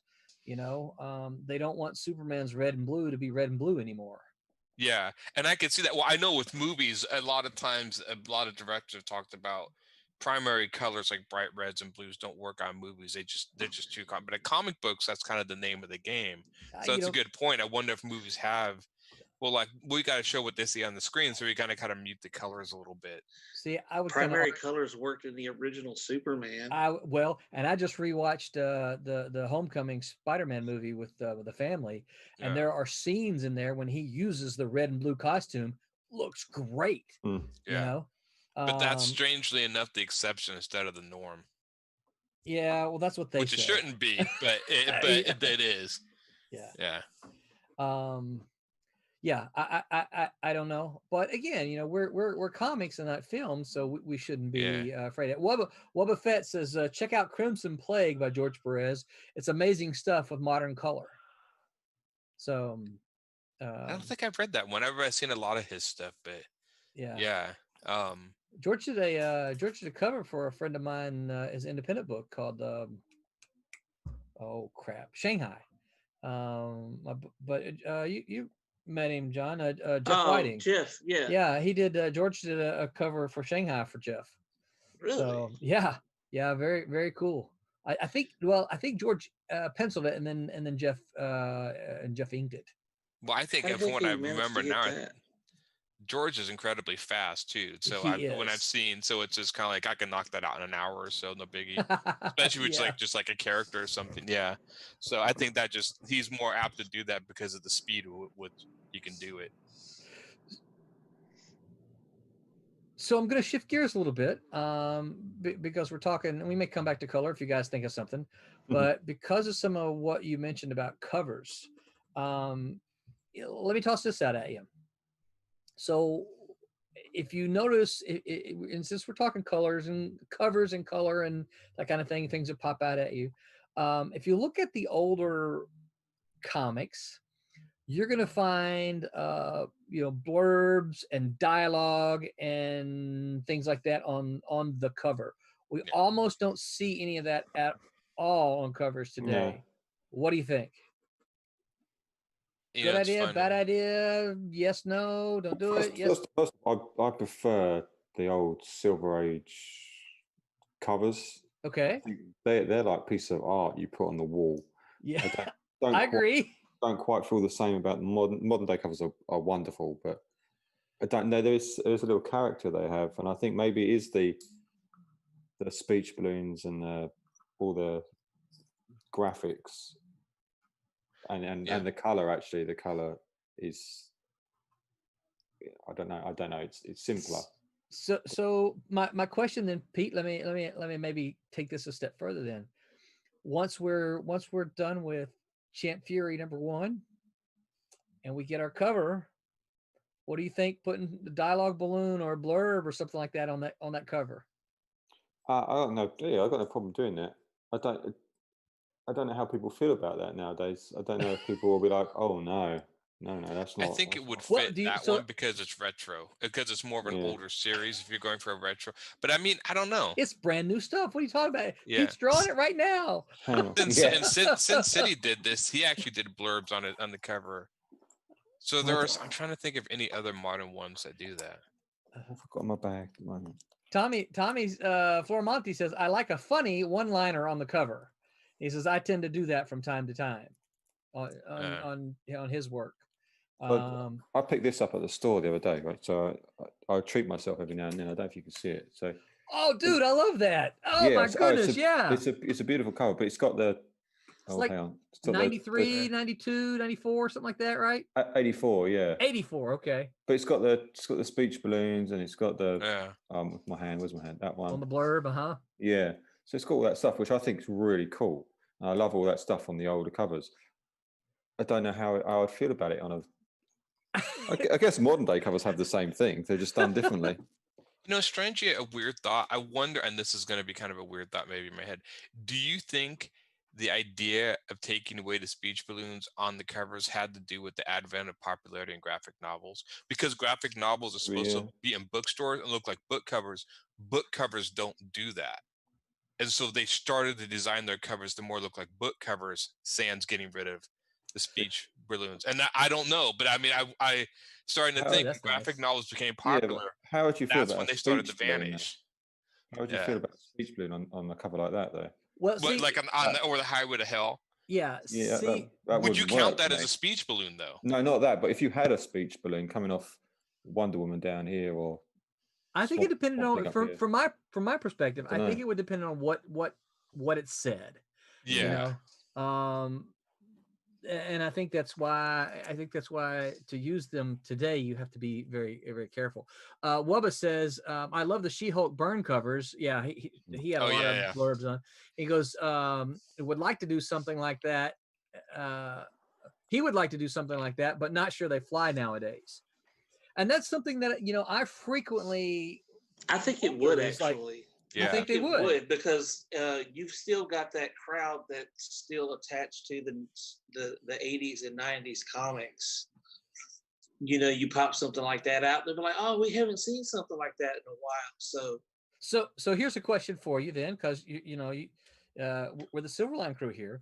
So for our books, do we want to see dialogue balloons and blurbs added like that to the covers? I think it would fit our books a lot. I can see it fitting Silverline books. But it seems like Silverline has always kind of had that sort of classical style that Well, is like a lot that I think would fit that. And well, so you guys know where the name, how the name kind of originates, right? the name Silverline. Yeah. I think you No, explained in one of Roland, the I videos. haven't been told. I know. Okay, get your blanket. It's story time. Yeah, a long In a story. galaxy far, far away. Yeah. Oh yeah, Becca's getting her blanket. Look at her. So yeah, so it originates. Of course, you know Stephen Butler, the artist, was my partner the first time in the first iteration of Silverline when we were a packager and not a publisher. And we had tried to do something a little bit earlier as a publisher, but long story short, it just didn't work out. And so we needed to change the name that we had. And so he and I were big fans of the Silver Age of comics. Really? Yes, really. And so so we just started like, you know, talking, throwing all these things about, and I'm like, you know what? Why don't we just be like the Silver Line? Right? We can't be the Silver Age because, you know, that's already passed, right? But we'll be the Silver Line, kind of our way to pay respect and homage to the stuff that had gone along before. And it's kind of our way to say we would love to be able to capture, and this is why you guys have heard me say this, you know, live and just in emails to you. I believe in my heart of hearts that comics need to be fun. And you know, much of that for me comes from the whole Silver Age of comics, where, you know, I look at them and think there's so much fun in comics, and that's what I want Silverline to be. I want people to be able to look at the Silverline comics, and they can be different, you know, genres, but they still need to be fun. And so yeah, that's where the Silverline name originates. Maybe I should start a company called Becca, I Goldmine can't and tell if be you my were being direct sarcastic or competitor. not. Becca, can you hear me?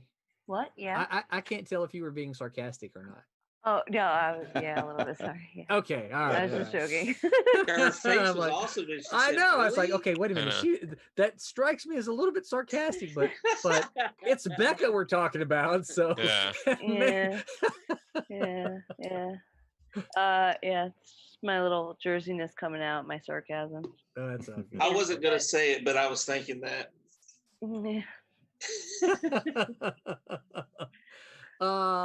Yeah, so well, one of the things I you know, certainly I think one of the things I would like to do, especially since you guys seem to have a positive reaction to it, certainly maybe play with maybe a variant cover that has some balloons on it and blurbs and stuff like that, and see how they go over. Because I'm also, as much as I like them, I'm also not sure what reception would be for readers in general. Maybe Oven or will pop up and say something. I don't know, and you know, because that is an unusual thing today in comics. Yeah. And of course, you talk about, you know, you mentioned the move to graphic novels. I think the advantage that we have today is that we can do it. You know, we're not stuck, quote unquote. We're not stuck with that cover when we go to a graphic novel. We can Right. do a different cover, or actually even we can, you know, because of the way we do our artwork so digital today, we can just remove the letters, you know, for a Yeah. graphic novel version. Yeah, that's what I was saying. Just You know? make it on a separate layer, and then you could just Yeah. turn it on and off as you Yes. what version you wanted to print. I love layers. I Yes. love them. and especially when inkers and colorists kind of get it, you know, and when there's a maybe a cover that has a foreground figure, and then they can put that foreground figure on one layer, and I can go in and like easily remove everything else and then just use that figure. I'm like, I love you so much. Well, we know I'm not liked. It's because you do everything traditional. You're slapping real ink around. Eric says, yeah, maybe post both versions for feedback. Yeah, I mean that's a good idea. Post them and kind of see what folks think. Yep. Wubba says he wants to redo the She-Hulk cover jumping rope with Mouse, and I'm not familiar right off the top of my head with it's got to be John Byrne, but I'm not real familiar with that one. I think I remember that cover. Yeah, because I like those covers too. They were very snarky and yeah, very much. They frequently broke the fourth wall. Yes. Yeah, and of course it's Byrne, so I was buying all the Byrne stuff then. I'm sure I have them in a box some there. And Eric says he's with you, John. So all right, well, so that's something maybe we'll try out. We'll try out some blurbs and dialogue balloons on the covers and kind of see how they go over. And I think, even though we're talking about them being fun, I think part of what we have to look at is maybe trying to make them stand out. Let's see. Yeah, Brett, you want to switch over to Pete now? Get him up on the screen. Oh, wait a minute. You told me Pete's the one you told me it was difficult because he was on a separate phone, right? I'm on a separate. Yeah, I'm on the phones filming from above me. So if people want to view it, they can just pin it. But yeah, okay. So just stay there. Just go between. All right. Yeah, just stay there. I lost my train of thought here. He says Eric says he's with you on traditional inking. It's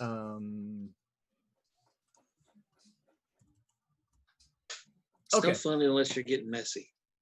Yeah. Yeah, well, or when you have that big ink spill, right? That's why that stuff sits on a different plane. I've been trying to think. I've been inking 20 years. I'm trying to think if I've ever spilled a bottle. No, but I keep mine in a tray. So if it spills, it spills into a tray. I have spilled one before. Oh, have you? Oh, yes. I was when I was roommates with Steven, I was only his roommate for about a year and a half, and I saw two spills. Yeah. Yeah. I've actually fallen asleep working on something and wake up with ink on my face. That's a story in and of itself. Yeah, no kidding. No, elaborate further, John. What were you so you just I was working on commissions before a show trying to knock them out, and I fell asleep in the middle of working on them. Like I just passed out, head against the against the drawing table. Yeah. See when writers fall asleep, you usually wake up and you see a long string of right.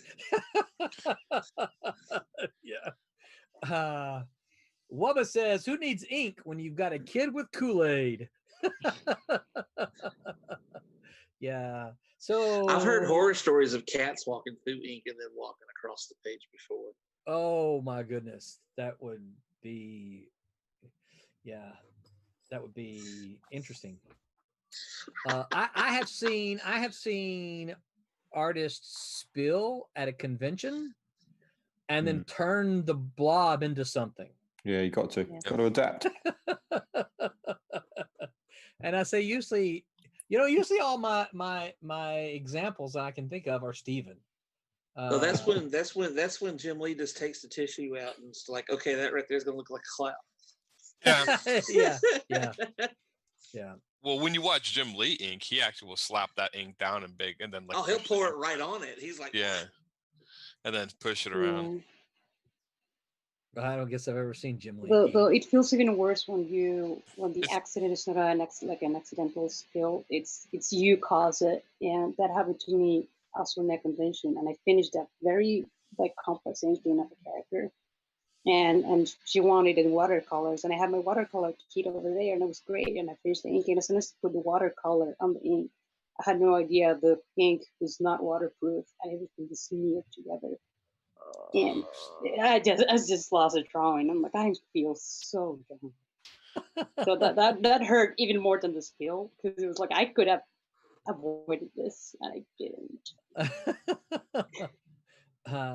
So I've kind of run out of questions about color. You guys have any other thoughts about just color in general, I should say. You guys have any thoughts about kind of color in general? Or? Yeah, get someone else to do it. So Pete, you don't like the color? Hey, look, I understand the basics. I've been taught obviously how to color digitally. Right. Peter loves coloring. I remember hate he really enjoying coloring hate at it. school. It was like his Really? favorite thing to do. Takes so long. Good Lord. So Flat- You didn't have the big box of crayons, did you, Peter? No. That was your problem. All the other kids He like, had the look how little many box. different colors. Yeah, he had the little box. Give it to someone else. Yeah, I'm sitting here like I don't I have can enough confirm Copics. that. So all right. So Pete, I have to ask you then. So what is it about the coloring that you don't like? It just takes so long. It's time Yeah, I'd but rather see, be drawing. I look at penciling and I'm watching you, do the pages and I mean that's a time consuming process as well. Yeah. Don't ask me the logic of it. You mind Okay. saying something though, Ron? Because we were classmates Yeah. during school, and well, everybody was still working on layouts. This guy was like, I already finished my inks, and we're like, what the hell is wrong with this man? So I don't know what he works in a different time place. Like a time passes different for him. So he's not human. Coloring. Not coloring. No, I guess it's Not because coloring. he's He's not British. human. I just don't have a life.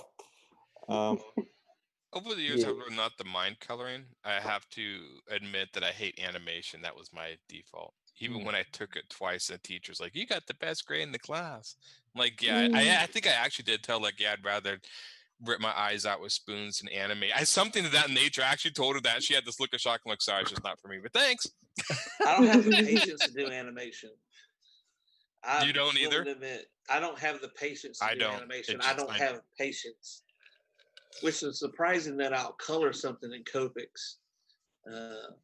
Because I used to not like color at all growing up, and then out of nowhere, it's like, oh, I'm gonna try this. Hey, I'm actually can fake this. The problem with animation is that you don't feel you're advancing, but with copies you can get the effect right away, and it's just so nice and smooth and like. I tell you what I hate whilst I'm watching Rebecca. I hate flatting. It is so God. like calming to me. Well, you love also it. spend the day with a bunch of 2-year-old children. Yeah. Yeah. So yeah. I understand why. That's okay. Rebecca's sometimes got me pays someone to lost. do it. I'm like lost. So Well, it's Lost? it's I don't flat anything, so I'm just lost. I prefer traditionally coloring. Really? Yeah. But I mean, I don't mind digitally coloring. I like flatting, but when I color, I like to traditionally color watercolor mostly. So here's a weird question for you then. Yeah. Would you ever be interested in coloring a comic traditionally? That strikes me today as a lot of work. Actually. Really? Yeah, Okay. it would be. Because that's how Divinity was colored, right? Yeah. Traditionally, I didn't know that was how. Yeah.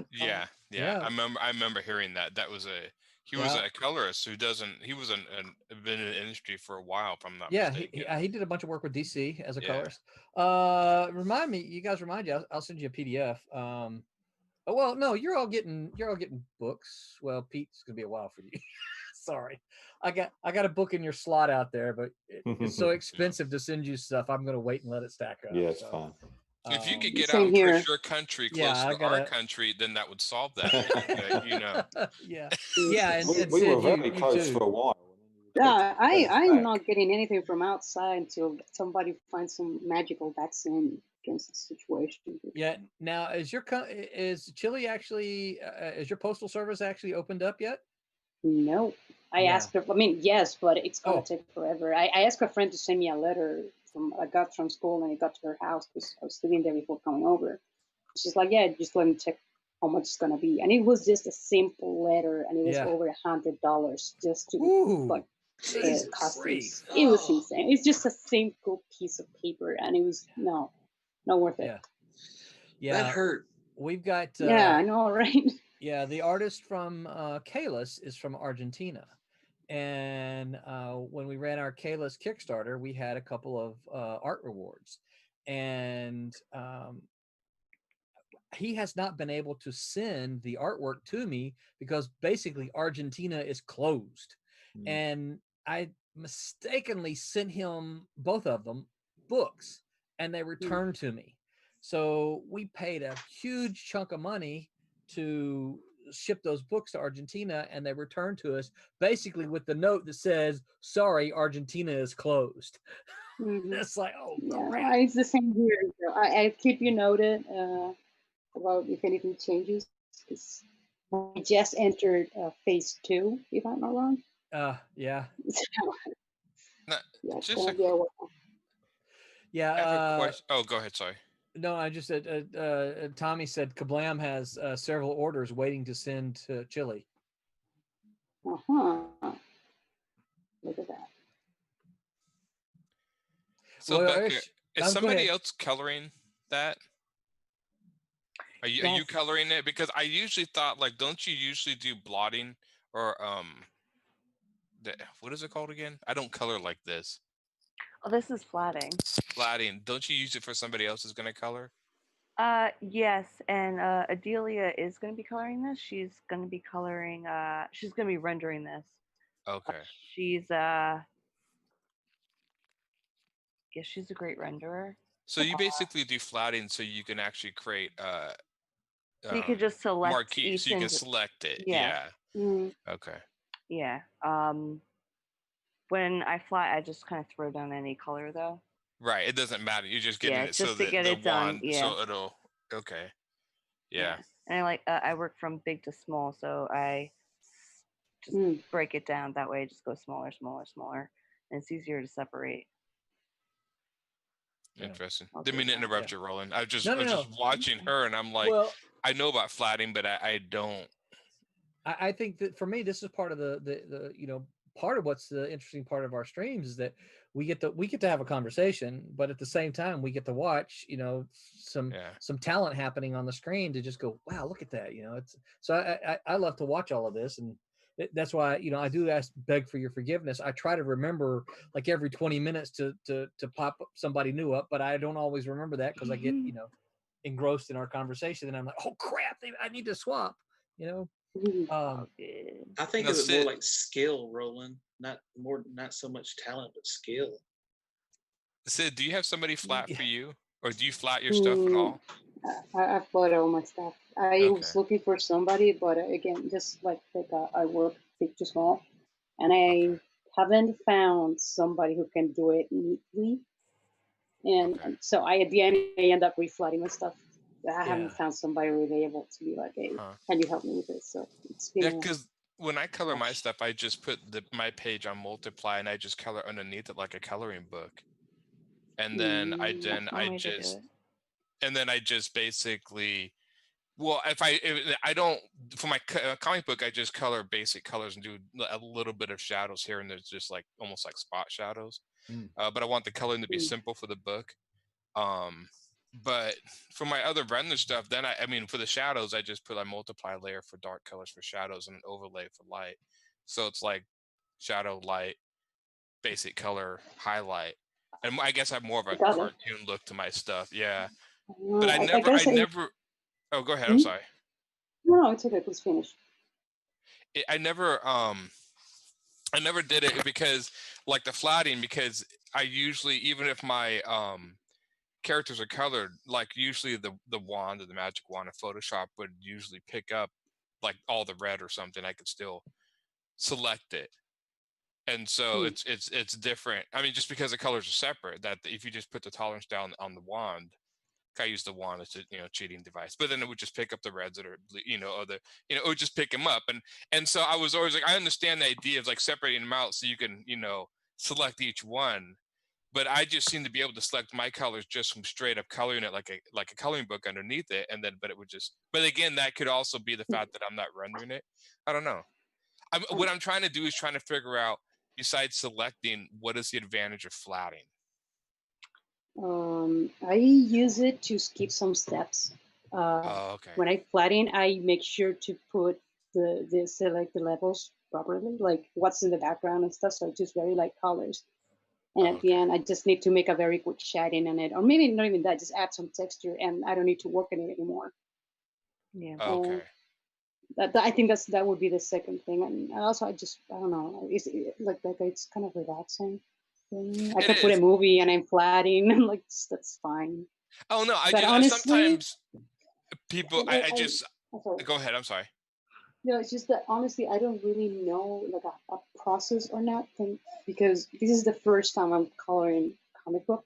Okay. I've always been an illustrator, so I do a lot of painting and very exquisite. I don't know if you guys can see my background here. I don't know who's showing now, but like I do very like 3D type of, not 3D like full 3D, but like with not much line art and stuff. So right now, this whole book has been a journey for me to learn how to be simple, how to simplify, how to what to over render and what not to. It's been a challenge, but I've been learning a lot. So I don't know if to tell you if I have a process I've been learning. You can tell from page 1 to page 17 how things are changing. Because strangely enough, I know a lot of techniques in art sometimes can be the way things are always done, even though the technology that, I mean, for one, I enjoy inking as much as the next guy, but I mean, let's face it, you don't technically need to ink comic books nowadays with the technology of printing. I mean, you can do it. My comic book actually is in pencil with color, and I don't ink my comic. So even though the inking, I think, is an aesthetic artifact of comics that'll always be there and enjoy it, it's technology. It's not needed for what it was originally intended for, because the printers couldn't pick up pencil. And I sometimes wonder if certain things like flatting is something that was done in the old digital days, but I wonder if technology is caught up enough that you don't need to. I don't know. I can give you an answer. It is a good question, yeah. Because now I feel like if I can't start a page if I just start flatting at some point, it's like I haven't tried that. I need to know what the result would be. Yeah. Because I would never think to flat my stuff, but then again, I don't know why I wouldn't. And I've never run into problems not flatting. So I'm trying to figure out. But then again, I do very cartoon-like stuff. So maybe my coloring style goes away from flatting, and other types of coloring style would be flatting be very important. I don't know. It's still relatively new to me. And I have friends who have people flat and stuff. And I still ask them, I'm like, why is this? Someone's like, it makes it easier. And I'm like, okay. So I don't know. So Sid, why don't you share your screen again? How do I do that? Hold on. How did I do that before? Okay, I see it. Okay, continue. Sorry. There you go. Okay. Yeah. So you guys can see it. Yep, we can see it now. Oh, that's great.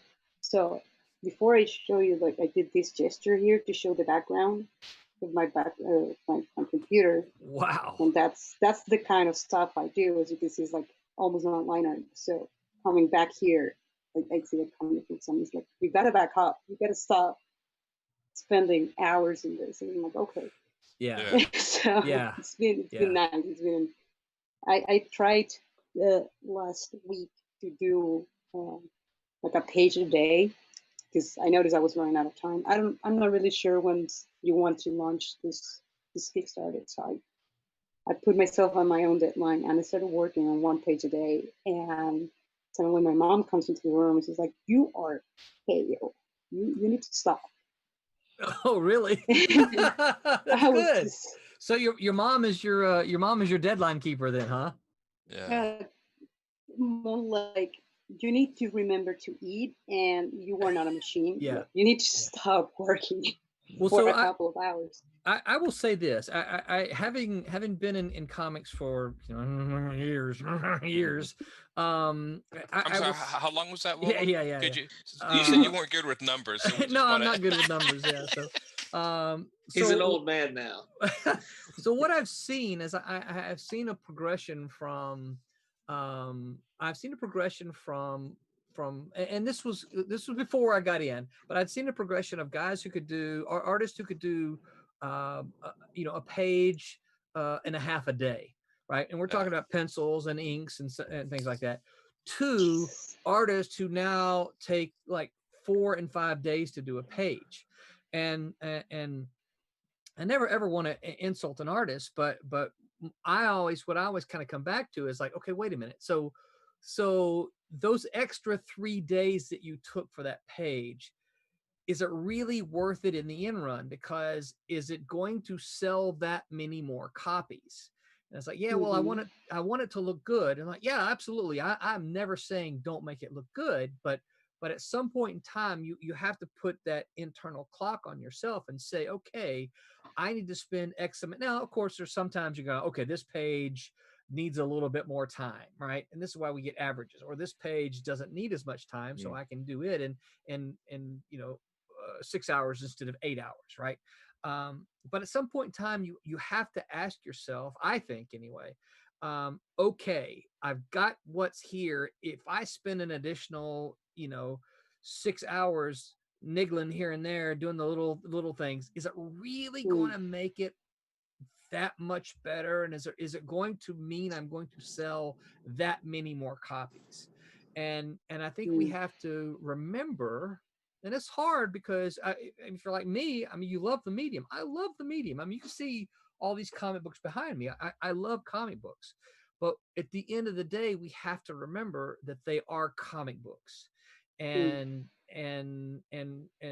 that's, again, this is I think each individual artist has to decide this. But my question is always, okay, does this page really need 16 hours from you, or could you have done it in 8? And and you didn't say how much. Well, you said you were trying to do a page a day, but that's usually the kind of the question that I like to pose is like, okay. I would say, strange enough, I would push back on that and say, of course you would. You're the artist.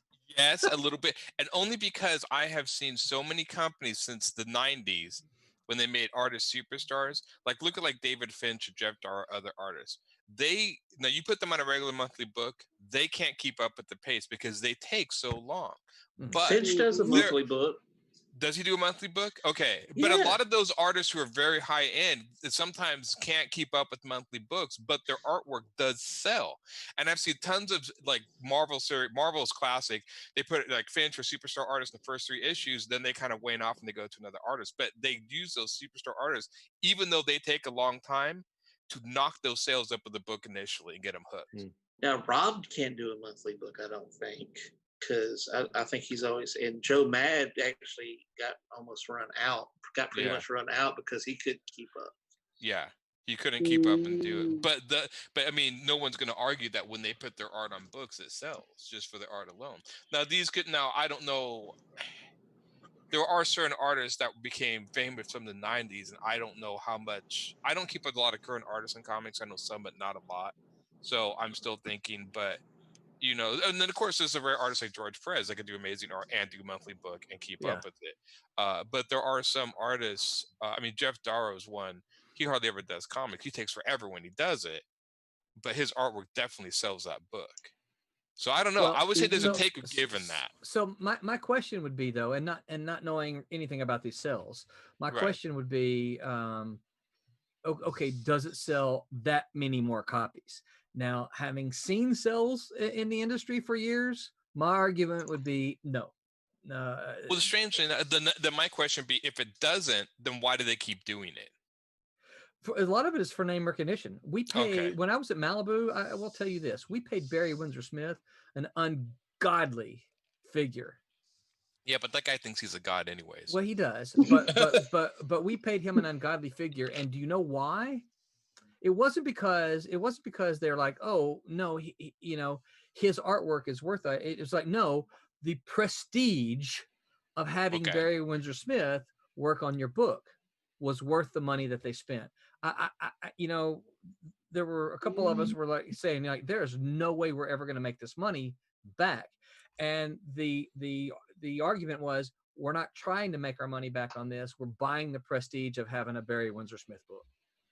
Interesting. I don't know. So yeah, and so I don't know. I mean, I think there are absolutely some names who can you know, at a Marvel DC level, maybe not.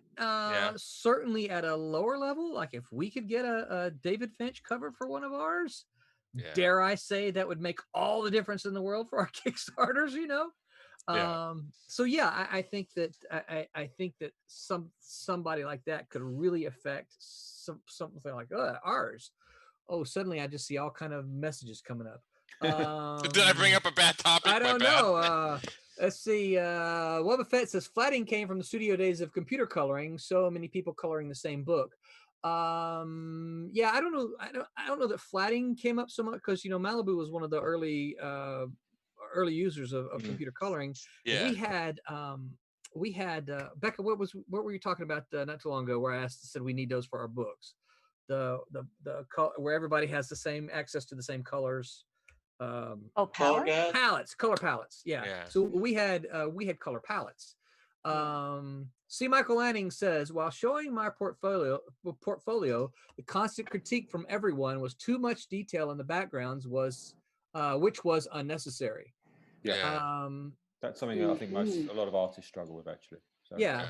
Well, there's a great, and I need to find this video. There's a great, it's about a Japanese artist whose name I don't remember. There's a great video that says this artist spends like on the first page or two a lot of time on and details on the backgrounds, and then what happens is that mentally establishes it in the reader.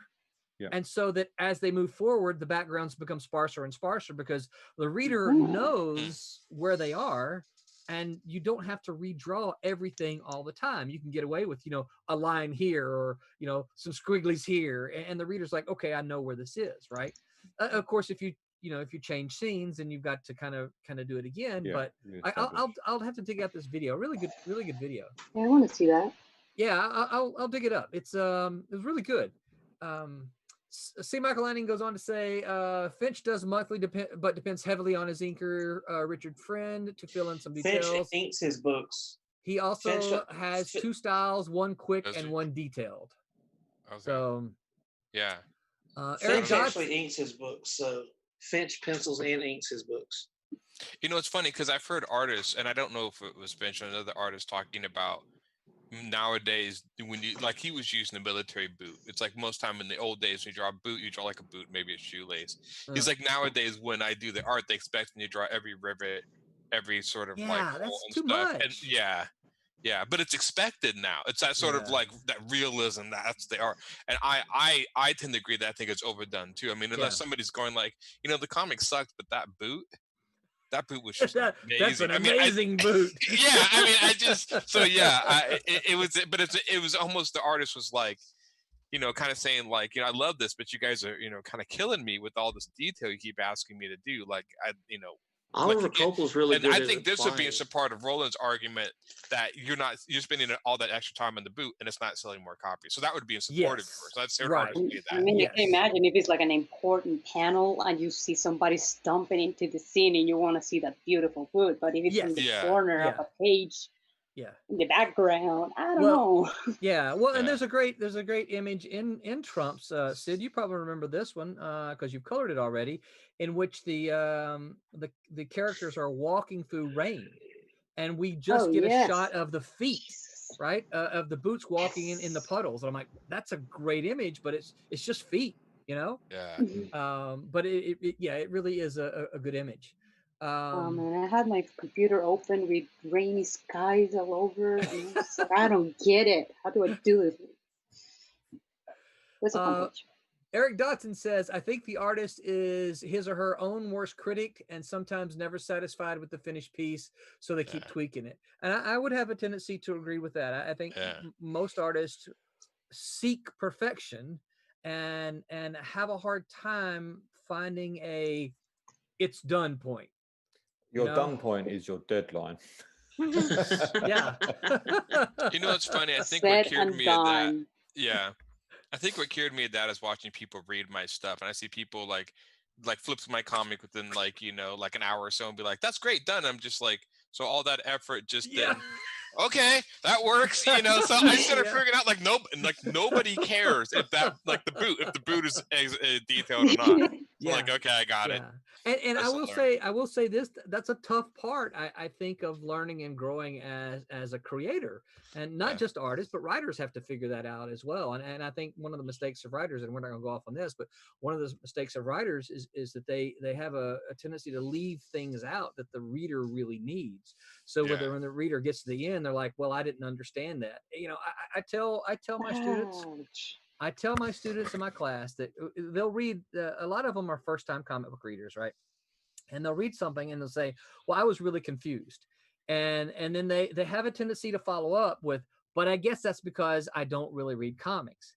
My follow-up to that is always, no, if you're confused, it's the writer's fault. Yeah. The writers, it's the writer's job to take you from the point A to point Z. And if you are confused, it is because the writer failed to do his, not necessarily the artist, but the writer failed to do his job in telling you, and when I say tell, you know what I mean, but in giving you the information that you need to know to understand the story. Yeah, you could have a writer do too much or put too much or too little. And listen, in the 1950s, we got a lot of writers doing too much. If you read any, and this is where we come up to with a lot of show don't tell kind of things, but in the 1950s particularly, you could see a lot of writers say things like Thor punches Hulk with a mighty blow. Like, I can see that. You don't have to instead tell me that Thor summons up all the powers of the sky or the lightning. Okay, cool, that's extra, right? But to tell me that Thor punches Hulk with a mighty blow, I see that. You don't have to tell me that. I've got some more comments here to read here. Wubba said, since Finch has been doing monthly, his star level has fallen though. Those pages are just not as beautiful. That's an interesting thought. Yeah. Also, it's not as rare, right? Yeah, right. There's that too. When I actually met Finch and I was talking to him this last con that I Comic Expo, he was talking about how he's getting tired of inking himself, and that he's almost like he's once an inker again.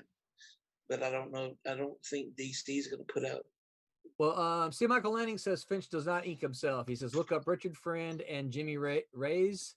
He says they inked Finch. Wubba says maybe something's changed because Jonathan Glumpton was inking him at one time, and something happened, and there was a thing. And Wubba says Joe Mad and Charest were both run out because their speed was so slow. Yeah. Joe Madden liked playing video games instead of drawing. He was part of that image. He was part of that image group that really liked to play games and be rock stars more than draw. A lot of Rob's, and I like Rob, don't get me wrong, but a lot of Rob's crew had rather do things that weren't drawing. Eric Dotson said Rune. Wubba says Rune was amazing. Eric Dotson says, I feel the talent you have now is great. And I have a tendency to agree, Eric. I think the talent that Silverline has all across the board is phenomenal, and it excites me daily.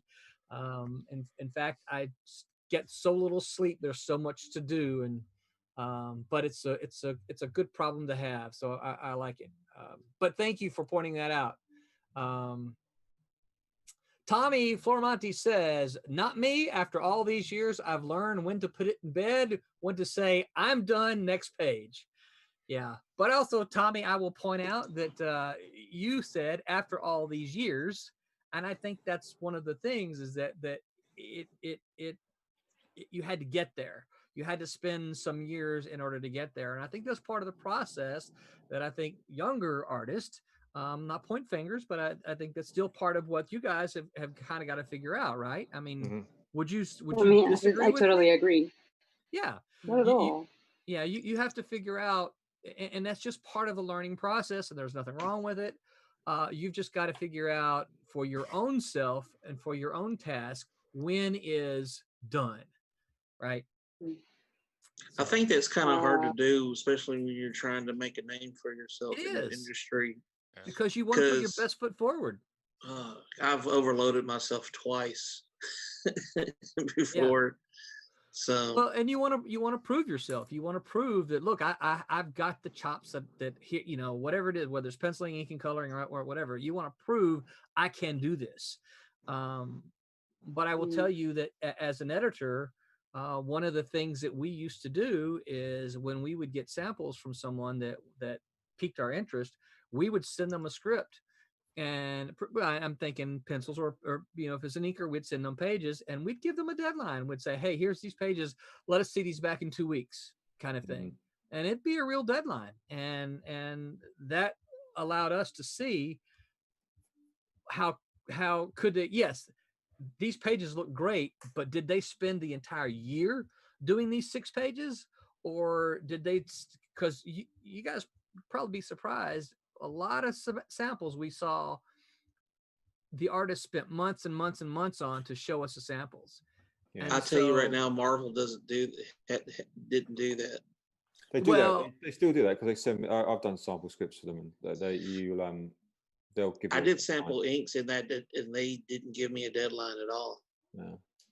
But I actually kind of like the idea of a deadline. They may not have had a deadline for you, John, but I bet there was an in-house deadline. That said, here's this thing, and we're going to see who need can. to test you on that.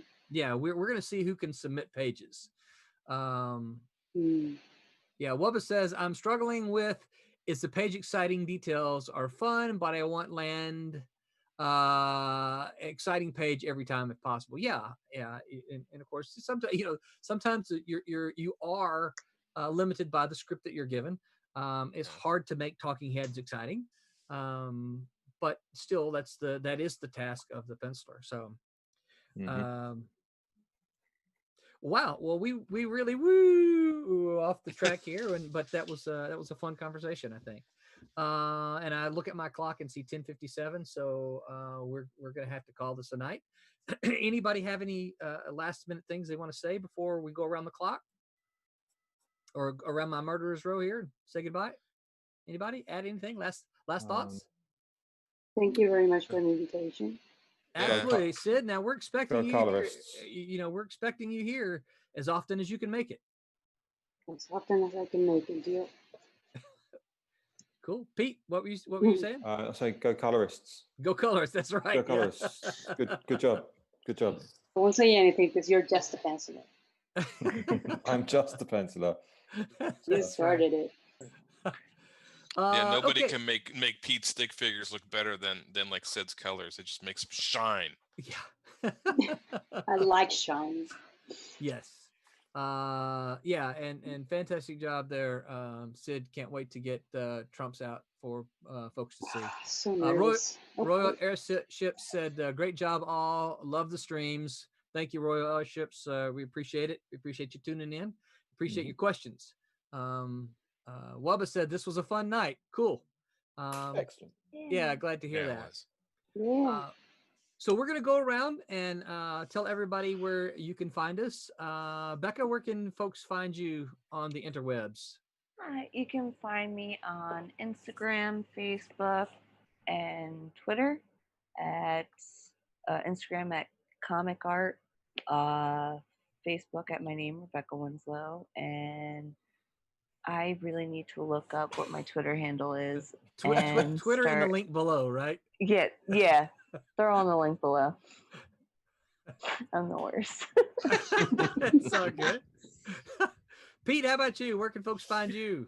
Real simple. So Instagram primarily, but it's all the same. Instagram, Twitter, Facebook. It's Peter Clinton Art, and you'll find links to my webtoons and my Instagram comic on my Instagram page. So Okay. Goes there.